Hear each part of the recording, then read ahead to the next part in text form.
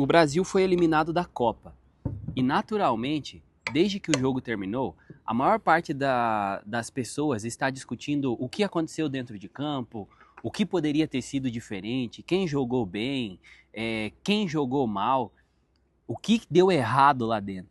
Só que, enquanto tudo isso acontecia, uma outra mudança muito importante estava acontecendo fora de campo. Uma mudança que não terminou junto com a participação do Brasil na Copa. Ela aconteceu na forma como milhões de brasileiros escolheram assistir, comentar e participar dessa Copa.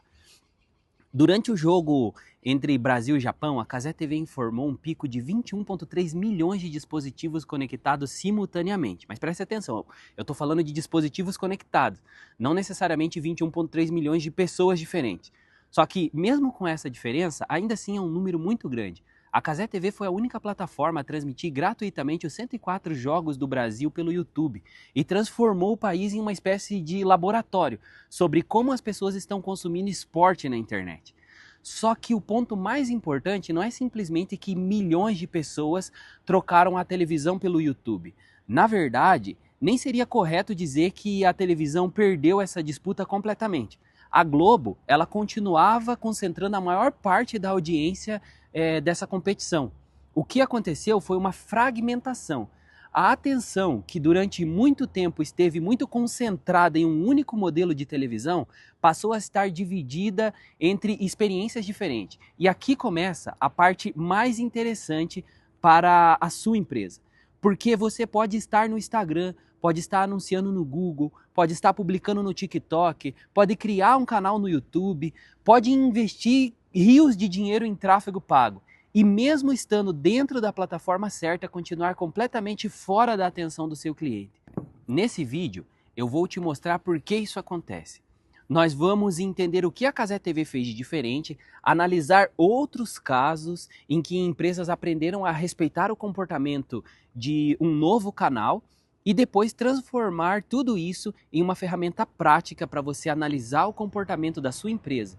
Porque talvez o seu problema não esteja simplesmente na falta de anúncios. Talvez você esteja anunciando no lugar certo, mas entrando naquele ambiente de uma forma errada. Eu sou o Matheus, fundador da Elos, e aqui eu compartilho estratégias de aquisição de clientes e crescimento que nós estamos estudando, testando e aplicando constantemente em empresas de brasileiros nos Estados Unidos, que são nossos clientes.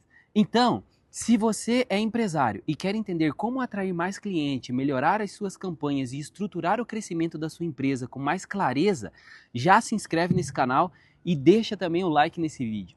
Não só porque isso ajuda o canal, mas também porque isso mostra que esse tipo de conteúdo de mais aprofundamento faz sentido para você e eu entendo que devo continuar trazendo mais análise como essa. Então vamos lá. Quando nós olhamos rapidamente para o caso da Cazé TV, é fácil resumir tudo isso assim. Ela coloca o futebol no YouTube. Só que essa explicação ela é rasa. Por quê? O futebol ele já existia na internet. Transmissões esportivas também.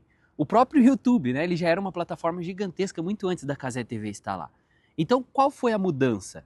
A mudança foi que ela não tratou o YouTube apenas como outro lugar para colocar a mesma transmissão. Ela começou a construir uma experiência compatível com o comportamento de quem já vivia aquele ambiente.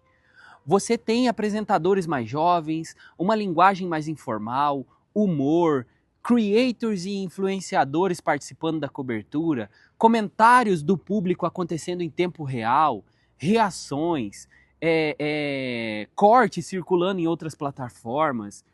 Uma audiência que não está apenas recebendo a transmissão, mas está participando da conversa. A própria FIFA disse que a parceria buscava se conectar com o público mais jovem por meio de uma cobertura digital orientada por comunidade.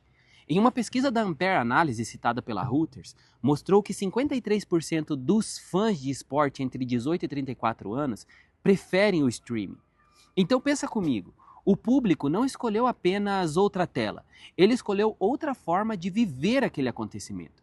E isso é muito diferente, porque uma plataforma não é apenas um espaço vazio onde você coloca conteúdo.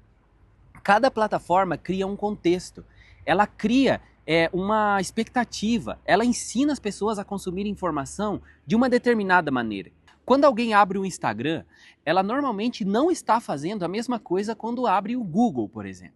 Quando ela entra no TikTok, a expectativa não é a mesma de quem decidiu assistir um vídeo de 25 minutos aqui no YouTube. E quando pesquisa por um serviço no Google, ela pode estar em um estágio completamente diferente de alguém que encontrou a sua empresa por acaso em um Reels. A pessoa pode ser exatamente a mesma, mas o momento é diferente. A intenção é diferente. A disposição para prestar atenção é diferente. E por isso a mensagem também precisa ser diferente. Vamos pegar um exemplo simples. Imagine uma imobiliária nos Estados Unidos, por exemplo, que é o caso que a gente consegue citar aqui. Uma pessoa entra no Google e pesquisa por corretores brasileiros em Nova Jersey. Essa pessoa, ela está demonstrando uma nova intenção muito clara. Ela não está apenas navegando, ela está procurando alguma coisa. Provavelmente, ela quer encontrar um corretor brasileiro ou alguém que corresponda melhor à sua realidade. Nesse caso, a mensagem pode ser mais direta. A imobiliária pode apresentar a região em que atua, o serviço, a experiência, as avaliações ou uma chamada para o contato. Agora imagine essa mesma pessoa 15 minutos antes. Ela estava ali no Instagram assistindo a um vídeo de um amigo, depois viu uma notícia, depois um conteúdo de entretenimento e então aparece um anúncio de uma imobiliária dizendo assim: somos especializados no mercado imobiliário, oferecemos excelente atendimento personalizado. Qual é a chance de isso interromper a atenção dela? Provavelmente pequena. Não necessariamente porque a imobiliária seja ruim e nem porque o anúncio seja ruim, mas porque a mensagem entrou naquela experiência sem nenhuma relação com o que a pessoa estava vivendo ou pensando naquele momento. No Google, a pessoa procurou a empresa. No Instagram, a empresa precisa conquistar o direito de continuar sendo assistida. Essa diferença parece simples, mas ela muda praticamente tudo. Muda a abertura do anúncio, muda o nível de explicação, muda a prova que você vai apresentar para a pessoa, muda a oferta, muda a ação que você pede no final. E é por isso que eu digo que o canal não é atenção. O canal é apenas o lugar onde existe a possibilidade de você encontrar alguém. A atenção só acontece quando a mensagem consegue fazer sentido dentro daquele contexto. O próprio Google descreve a jornada atual como algo não linear. As pessoas alteram entre entretenimento, descoberta, pesquisa, comparação e intenção de compra. Elas não caminham obrigatoriamente por um funil perfeitamente organizado até comprar. Então, não basta dizer, meu público está no Instagram. Ele está fazendo o que no Instagram? Buscando uma solução? Tá pensando, tá passando tempo? Tá acompanhando amigo? Tá pesquisando outras empresas? Tá comparando orçamento? Tá aprendendo alguma coisa? Porque estar na plataforma não significa estar disponível para qualquer mensagem. E esse é um erro que custa muito dinheiro nas campanhas. A empresa descobre onde o cliente está, mas não entende como ele está naquele ambiente. E isso não começou agora. A Cazé TV é um exemplo atual e bem próximo da nossa realidade. Mas empresas já precisaram resolver esse mesmo problema em outro momento da história. Vamos pegar, por exemplo, a BMW. Em 2001, quando a internet ainda era muito diferente do que temos hoje, a BMW lançou uma série de filmes chamada The Hire. Em vez de simplesmente pegar um comercial tradicional de televisão e colocá-lo dentro da internet, ela criou pequenos filmes. Filmes dirigidos por nomes reconhecidos do cinema, com história, com ação, com um personagem central. O carro estava presente, mas aquilo não parecia apenas um anúncio comum. Era um conteúdo que as pessoas poderiam escolher assistir. A série, ela teve 8 filmes e, segundo a própria BMW, ultrapassou 100 milhões de visualizações em uma época anterior ao YouTube e a internet rápida, como nós conhecemos hoje. O que a BMW entendeu? Ela entendeu que alguém disposto a entrar em um site, a assistir um filme na internet, poderia aceitar uma experiência diferente dos 30 segundos tradicionais da televisão. Ela não abandonou a marca, não escondeu o produto, não fingiu que estava fazendo marketing. Ela apenas construiu a comunicação de uma maneira compatível com o comportamento daquele ambiente. Agora vamos avançar alguns anos. Quando os vídeos começaram a ganhar muita força dentro do Facebook, surgiu a Taste. Talvez você se lembre daqueles vídeos de receita filmado de cima. Você via as mãos ali, você via os ingredientes sobre a mesa, os cortes rápidos, as instruções aparecendo na tela. Em aproximadamente 1 minuto a receita já estava pronta. E por que esse formato ele funcionou tão bem? Porque o Facebook ele iniciava os vídeos automaticamente sem o som. E o conteúdo, ele precisava ser compreendido mesmo que a pessoa não ativasse o áudio. A imagem precisava chamar a atenção, a sequência precisava ser clara, a receita precisava fazer sentido visualmente. Em menos de 1 ano, a página da Taste ultrapassou 55 milhões de curtidas no Facebook. Percebe o padrão? A Taste não pegou uma propaganda culinária de uma televisão, diminuiu o tamanho e publicou ali simplesmente. A equipe redesenhou a experiência. O enquadramento foi adequado, o ritmo foi adaptado, as instruções foram adaptadas, a dependência do áudio foi reduzida. Tudo nasceu do comportamento de quem estava passando pelo feed. E é exatamente isso que muitas empresas não fazem. Elas pegam um vídeo, elas publicam no Instagram, mandam o mesmo vídeo para o TikTok, colocam no YouTube, depois usam exatamente a mesma peça como um anúncio. A abertura é a mesma, o ritmo é o mesmo, o tempo é o mesmo, a chamada é a mesma e quando não funciona, concluem então que ou a plataforma não presta ou então precisavam aumentar o orçamento, o que seria muito pior aqui nesse caso. Só que nenhuma plataforma consegue corrigir uma mensagem que não foi construída para aquele ambiente. Agora, eu quero que você pense nos anúncios que ignora todos os dias. Provavelmente você nem lembra da maioria deles. E esse é justamente o problema. Muitos não são necessariamente horríveis. A imagem pode ser boa, o serviço pode ser legítimo. A empresa pode entregar um ótimo trabalho. Só que o anúncio entra na experiência como um outdoor colocado no meio da conversa.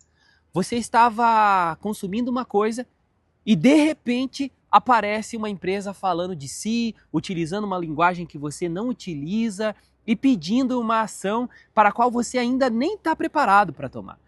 Na minha visão, existem 4 motivos principais para isso acontecer. O primeiro acontece quando a empresa começa o anúncio dizendo: nós somos especialistas, temos 10 anos de mercado, trabalhamos com qualidade e excelência, temos uma equipe altamente capacitada. Pensa comigo, alguma dessas informações é necessariamente ruim? É claro que não. Talvez sejam verdade. O problema é a ordem.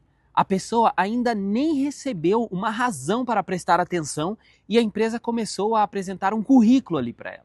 É como entrar em uma conversa e não perguntar nada sobre a outra pessoa e passar os primeiros 5 minutos falando sobre si. É uma coisa muito chata. Agora vamos voltar ao exemplo da imobiliária que eu falei. Imagine um proprietário que mora nos Estados Unidos e considera vender o imóvel, mas ainda não tomou nenhuma decisão. Um anúncio começa assim: somos uma imobiliária especializada em compra, venda e locação de imóveis. Isso apresenta a empresa, mas não necessariamente apresenta uma razão para aquele proprietário parar. Agora, compara com algo diferente, como por exemplo, seu imóvel pode estar há meses no mercado não porque não existe compradores, mas porque ele está sendo apresentado da mesma maneira para públicos completamente diferentes. Aqui existe uma situação, existe uma tensão, existe uma possibilidade de diálogo. A pessoa consegue pensar o seguinte: será que isso está acontecendo comigo? A empresa ainda nem se apresentou, mas já demonstrou que compreende alguma coisa da realidade daquele cliente. E é por isso que nos nossos roteiros comerciais nós adotamos um princípio claro: não apresentar a empresa antes de tornar claro por que o cliente precisa dela. Antes de mostrar o serviço, demonstre a compreensão. Antes de falar da metodologia, organize o problema. Antes de pedir uma reunião, dê para a pessoa uma razão para continuar te ouvindo. O segundo motivo é tentar falar com todas as pessoas como se elas estivessem no mesmo momento de decisão. No marketing, nós costumamos chamar isso de níveis de consciência, mas eu vou explicar isso sem complicar muito. Imagine 4 pessoas. A primeira, ela nem percebeu ainda que ela tem um problema. A segunda, ela percebeu que tem alguma coisa que precisa mudar, mas não sabe qual o caminho seguir. Já a terceira, ela já conhece alguma solução e está comparando possibilidades. A quarta, ela está pronta para contratar e ela quer saber com quem ela pode falar. As 4 podem ter o mesmo perfil, podem morar na mesma cidade, podem ter a mesma faixa de renda, podem usar o Instagram todos os dias, mas elas não devem receber a mesma mensagem. Vamos aplicar isso a uma imobiliária, que é o exemplo que estamos utilizando aqui. Uma pessoa talvez ela nem esteja pensando ainda em vender o imóvel dela. Ela apenas sente que aquele imóvel talvez não encaixe mais para a família, né? Ficou pequeno, a distância para o trabalho começou a incomodar, o custo de manutenção aumentou. Para essa pessoa, um anúncio dizendo agende agora a avaliação do seu imóvel pode estar avançado demais. Talvez o conteúdo correto seja 5 sinais de que o imóvel que funcionava para a sua família há anos agora já não acompanha mais a realidade ou já não funciona mais. Vamos agora então para a segunda pessoa. Ela já pensa em vender, mas ela não sabe ainda como começar. Ela tem dúvidas sobre preço, documentação, prazo, comunicação, etc. Aqui, a imobiliária pode ensinar o processo. O terceiro, ele já está comparando corretores. Nesse estágio entram as provas, as avaliações, conhecimento da região, método de divulgação e assim por diante. A quarta, ela já está pronta. Ela precisa de uma ação clara. Agendar uma avaliação, falar com o corretor, enviar as informações do imóvel. Você percebe? A chamada para a ação muda porque o momento muda. O erro de muitas campanhas é tentar levar todo mundo diretamente para a mesma reunião. A empresa encontra uma pessoa que ainda está tentando compreender o problema e exige uma decisão comercial imediata. É como pedir alguém em casamento no primeiro encontro. Talvez o problema não seja a pessoa. O problema é que a ação chegou cedo demais. O terceiro motivo é o formato. O formato não significa apenas escolher entre Reels, carrossel ou imagem. O formato envolve ritmo, enquadramento, duração, quantidade de contexto, uso de áudio, texto na tela, forma de participação, profundidade. O vídeo que você está assistindo agora é um bom exemplo disso. Eu não poderia colocar todas essas explicações em um Reels de 50 segundos. No Reels, eu usei a eliminação do Brasil, os dados da Cazé TV e a tese principal. Funcionou muito bem porque o conteúdo foi direto. Só que agora no YouTube, você provavelmente veio disposto a compreender melhor o assunto. Então eu posso desenvolver exemplos, mostrar dados, explicar níveis de consciência, comparar plataformas. Você está me dando mais tempo, mas em troca espera mais profundidade. Agora imagine o contrário. Eu publicar no Instagram um trecho de 20 minutos, sem edição, sem uma abertura clara e esperando que alguém pare para acompanhar.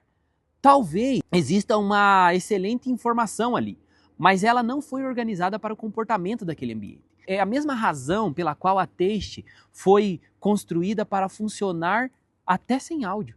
A equipe não reclamou que as pessoas deveriam aumentar o volume. Ela adaptou o conteúdo à realidade do consumo, e isso é estratégia. O quarto motivo acontece quando a empresa espera que o cliente aprenda o vocabulário interno dela. Isso aparece muito em serviços técnicos. A empresa fala sobre soluções integradas, processos personalizados, metodologias exclusivas, infraestrutura completa, otimização de performance e uma série de outras expressões que parecem importantes para quem trabalha ali, mas que não dizem muita coisa para quem está comprando. Nós mesmos precisamos ter esse cuidado aqui na Elos, porque, por exemplo, quando nós falamos aqui de aquisição, para quem trabalha com marketing, esse termo pode parecer óbvio, mas aquisição do quê? Estamos falando de aquisição de cliente, de atrair pessoas que possuem potencial real de comprar da empresa e conduzi-las até uma oportunidade comercial. Quando nós falamos de lead, estamos falando de uma pessoa que demonstrou algum nível de interesse. Ele preencheu um formulário, mandou uma mensagem, ligou para a empresa, solicitou um orçamento ou realizou alguma ação que permite continuar aquela conversa. Só que o empresário não precisa decorar todo o vocabulário do marketing para entender que a campanha dele está funcionando ou não. Ele precisa compreender o que está acontecendo dentro da empresa. Então, em vez de dizer, nós estruturamos um processo omnichannel de aquisição e conversão, talvez seja mais correto dizer, nós organizamos os canais que atraem potenciais clientes e o processo que transforma esses contatos em oportunidades de venda. É a mesma coisa, só que agora a pessoa consegue visualizar melhor. E esse ponto é muito importante, porque quando a empresa fala utilizando apenas a própria linguagem, ela transfere para o cliente a responsabilidade de compreender a oferta. Só que não deve funcionar assim. A responsabilidade de tornar a oferta, a mensagem clara, é de quem está comunicando. Pensa em uma empresa de construção nos Estados Unidos. Ela pode falar, nós entregamos soluções completas de remodeling para ambientes residenciais. Talvez parte do mercado compreenda perfeitamente, mas outra pessoa está pensando, minha cozinha está antiga, meu banheiro está com infiltração, eu comprei uma casa e preciso de reforma antes de me mudar, minha piscina está dando algum problema. É nessa realidade que a mensagem precisa entrar. A empresa pode continuar apresentando os termos técnicos depois, mas primeiro ela precisa mostrar que entende a situação e que faz exatamente o que o cliente procura. A comunicação não precisa empobrecer o comportamento da empresa, ela precisa traduzir o conhecimento. E essa tradução é uma das partes mais importantes de qualquer empresa. Agora, nós chegamos na parte que eu considero a mais importante desse vídeo para mim. Porque muita gente acredita que uma campanha ela começa quando você abre o gerenciador de anúncios. Você entra lá, você escolhe um objetivo, define um orçamento, seleciona uma região, configura o público, sobe um vídeo, escreve um texto e aperta o botão de publicar. Basicamente isso. Só que quando você chega nessa etapa, várias decisões importantes já deveriam ter sido tomadas. O gerenciador distribui a mensagem. Ele não cria clareza para a empresa. Ele não decide qual cliente deve ser priorizado. Ele não corrige uma oferta confusa. Ele não descobre sozinho qual problema merece estar no anúncio.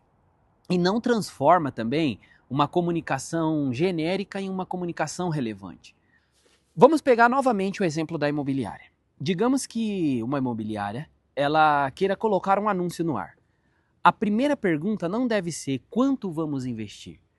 Também não deve ser vamos anunciar no Google ou no Instagram. Antes disso, nós precisamos entender o que a campanha pretende gerar. Ela pretende captar proprietários interessados em anunciar seus imóveis? Ela quer encontrar compradores, ela quer atrair investidores, quer gerar contatos para imóveis de aluguel, por exemplo. Ela quer fortalecer o posicionamento da imobiliária. Você percebe que os objetivos aqui, eles são completamente diferentes? Se o objetivo for captar imóveis, a mensagem precisa ser conversar com o proprietário. Talvez falar sobre avaliação, tempo de mercado, estratégia de divulgação, preparação de imóveis, segurança de negociação. Agora, se a campanha for para captar, por exemplo, compradores, a conversa muda. Você já entra em preço, financiamento, estilo de vida, tamanho da família, proximidade da escola ou do trabalho. Se for para investidores, muda novamente. Agora, talvez a pessoa esteja olhando o retorno, valorização, demanda de aluguel, risco, liquidez. Então pensa comigo. A empresa pode ser a mesma, o canal pode ser o mesmo, o orçamento pode ser o mesmo, mas o cliente, o problema e a decisão não são os mesmos. Por isso, o tráfego não começa no gerenciador de anúncio. O tráfego pago ele começa quando a empresa consegue responder com clareza quem nós queremos atrair, o que essa pessoa está tentando resolver, o que ela já sabe sobre esse problema, nível de consciência, qual oferta nós estamos apresentando e o que esperamos que ela faça depois de assistir esse vídeo. Quando essas respostas não existem, a campanha pode até gerar movimento, pode até gerar visualizações, cliques, visita no perfil, talvez até algumas mensagens, mas movimento não significa necessariamente aquisição de clientes. E eu quero deixar essa diferença muito clara. Movimento é quando alguma coisa acontece dentro da plataforma. Aquisição de cliente é quando a empresa consegue atrair pessoas com potencial real de compra e criar condições para que elas avancem. Um anúncio com muitas visualizações pode não gerar oportunidades relevantes, enquanto outros, com um alcance muito menor, pode trazer uma conversão com pessoas realmente preparadas para a compra. Qual dos dois foi o melhor? Depende do objetivo. Se o primeiro foi criado para aumentar o reconhecimento da marca, talvez tenha cumprido a sua função. Agora, se foi criado para gerar oportunidade comercial e ninguém avançou, ele não cumpriu. E é por isso que nós não podemos analisar uma campanha olhando apenas para o número mais bonito na tela. Nós precisamos saber qual trabalho aquela campanha deveria realizar e, a partir daí, avaliar se ela realizou esse trabalho ou não. Inclusive, deixa uma coisa aqui nos comentários. Quando você pensa nas campanhas da sua empresa hoje, qual é a sua maior dificuldade? Atrair pessoas certas, fazer com que elas parem para prestar atenção, transformar contatos em vendas ou entender se a campanha realmente está funcionando? Escreve nos comentários, porque isso também vai me ajudar a entender quais assuntos eu preciso aprofundar mais nos próximos vídeos, ok? Então vamos lá. Agora, eu quero transformar toda essa conversa em uma ferramenta prática, porque não adianta nada você assistir a um vídeo como esse, concordar com tudo e amanhã continuar criando campanhas exatamente do mesmo jeito. Então, antes de pensar no próximo anúncio, eu recomendo que você construa aquilo que nós podemos chamar de um mapa de atenção. Não é nada complicado. São 7 perguntas, mas as respostas precisam ser específicas, tá bom? Pergunta número 1. Quem exatamente nós queremos atrair? Aqui, eu não quero uma resposta como pessoas que precisam do meu serviço. Isso é amplo demais. Uma imobiliária não quer apenas pessoas interessadas em imóveis. Ela pode querer proprietários que estejam considerando vender uma casa em determinada região. Uma empresa de construção, ela pode querer, por exemplo, proprietários de imóveis de residência que precisam de reformar cozinha ou banheiro. Assim como uma barbearia, ela pode querer homens que cortam cabelo com frequência e possuem um potencial de entrar em um plano de mensalidade, assinatura, por exemplo. Quanto mais clara for a definição, mais fácil será da mensagem ser percebida. Isso não significa que a sua empresa ela vai recusar os outros tipos de cliente. Ela significa apenas que a campanha ela tem que saber exatamente com quem ela está falando, ok? Pergunta número 2 agora. Onde essa pessoa já presta atenção? E não basta você apenas descobrir aonde que ela tem conta. Por exemplo, hoje todo mundo quase possui conta no Instagram. Isso não significa que todo mundo utiliza o Instagram da mesma maneira. Quais perfis ela acompanha? Que tipo de conteúdo ela consome? Quais perguntas ela pesquisa no Google? Quais canais ela assiste aqui no YouTube? Em quais grupos ela participa? Quem ela considera uma referência? Quais acontecimentos fazem parte da rotina dela? O ponto não é perseguir o cliente pela internet, é compreender o contexto em que a mensagem será recebida. Pergunta número 3. O que ela está fazendo naquele momento? Ela está pesquisando ativamente alguma coisa ou ela está apenas passando tempo? Ela está comparando empresas, está tentando resolver uma urgência, ela está começando a perceber um problema? Isso muda o grau de objetividade da campanha.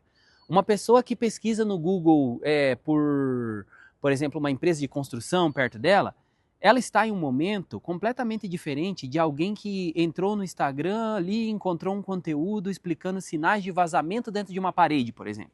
No primeiro caso, A velocidade e disponibilidade podem ser decisivos. No segundo caso, a empresa ainda precisa gerar um reconhecimento do problema. Pergunta número 4. Qual problema essa pessoa já reconhece? Vamos descobrir agora o nível de consciência para o qual esse anúncio vai. Um bom anúncio, ele não inventa uma dor, ele precisa organizar uma situação que já existe. Talvez a pessoa ainda não saiba dar nome para aquilo, mas ela sente os efeitos. Ela percebe que os contatos não avançam, que o imóvel não vende, que a equipe está sobrecarregada, que a agenda do barbeiro possui horários vazios, que a empresa depende demais de indicação, que está investindo, por exemplo, em marketing, mas não consegue dizer de onde está vindo os clientes. A mensagem ganha força quando o cliente pensa, é exatamente isso que está acontecendo comigo. E perceba uma coisa, nesse momento a empresa ainda não precisou dizer que é a melhor do mercado. Ela apenas demonstrou a compreensão da dor. Pergunta número 5. Qual linguagem essa pessoa utiliza? Pegue as conversas de WhatsApp, as perguntas das reuniões, os comentários, e-mails, avaliações, as objeções. Quais palavras mais aparecem? Como o cliente explica o problema?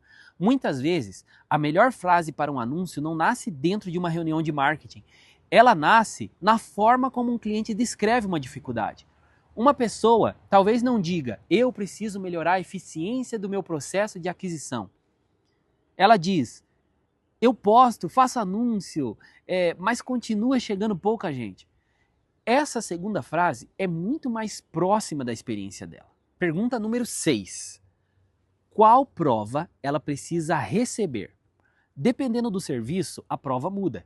Por quê? Para uma empresa de construção, antes e depois, pode ser muito importante. Para uma imobiliária, pode ser avaliação, conhecimento da região, processo de divulgação, imóveis comercializados, por exemplo. Para uma barbearia, transformação de visual, depoimento, reconhecimento de cliente, experiência no atendimento costuma funcionar muito bem. Para um serviço mais complexo, talvez seja necessário mostrar o processo, explicar como a empresa trabalha, reduzir a sensação de risco. A prova correta não é simplesmente aquela que deixa a empresa orgulhosa, é aquela que responde à dúvida que impede o cliente de avançar. Pergunta número 7. Qual é a próxima ação possível? Eu estou usando a palavra possível de propósito, porque nem sempre a ação ideal para a empresa é possível para aquele cliente naquele momento.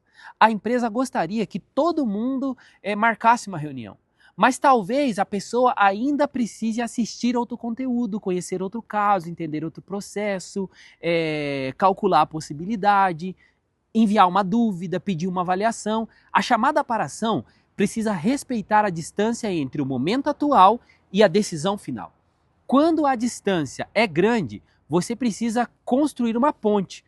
Não adianta apenas você gritar alto do lado da pessoa. Vamos juntar tudo em um único exemplo. Imagine uma imobiliária que atende brasileiros em New Jersey. Ela quer trabalhar 4 frentes. Captação de imóvel, atração de compradores, atração de investidores e geração de contatos para locação.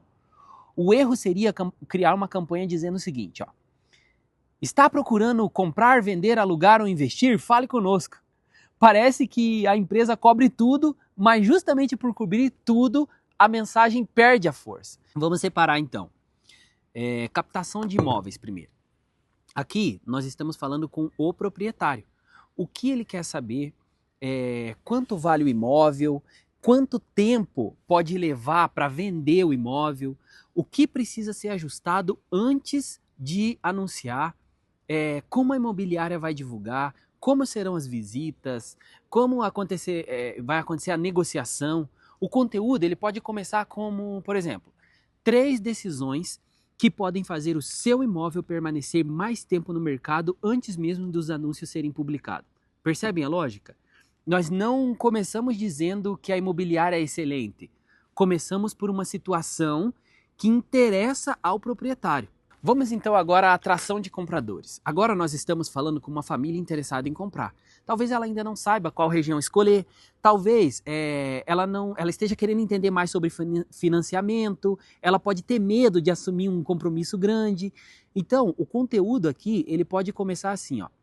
Antes de escolher uma casa, existem 3 custos da região que muita gente esquece de colocar na conta.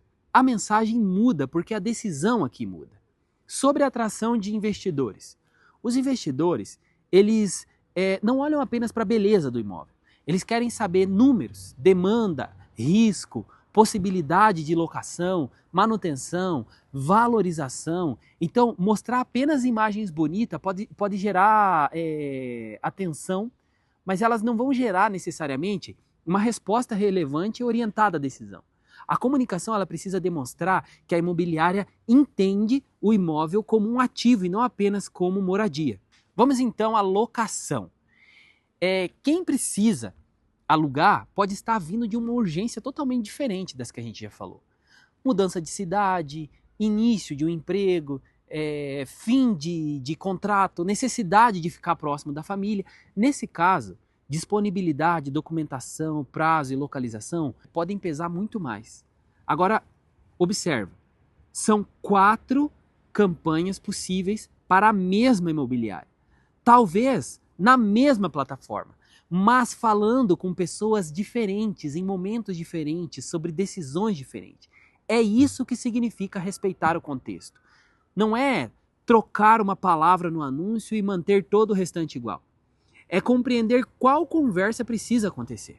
Existe um risco quando nós começamos a falar sobre linguagem de plataforma. Algumas pessoas podem interpretar assim: então eu preciso copiar agora o que está viralizando. Não, talvez a tendência faça sentido, mas talvez não faça. Talvez um áudio ajude, talvez deixe a marca completamente deslocada. Adaptar a comunicação não significa abandonar a identidade da empresa para parecer jovem, engraçado ou informal. Significa compreender quais elementos ajudam aquela mensagem a ser percebida. Eu estou fazendo isso nesse vídeo. Eu não quero ser formal demais. Também não preciso transformar uma análise sobre aquisição de clientes em um entretenimento vazio. O que eu preciso fazer é conversar com você de uma maneira clara, com uma mensagem clara. Explicar os termos, trazer exemplos, mostrar a origem do argumento e organizar o conteúdo para que você consiga acompanhar o raciocínio. Esse é o comportamento que eu acredito que faz sentido para esse canal. Agora, em um Reels, a construção seria outra.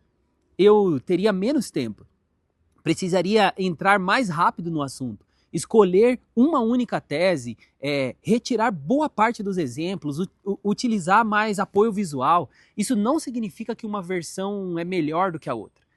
Cada uma realiza um trabalho diferente. A Cazé TV não precisou deixar de ser uma transmissão esportiva para se adaptar ao YouTube.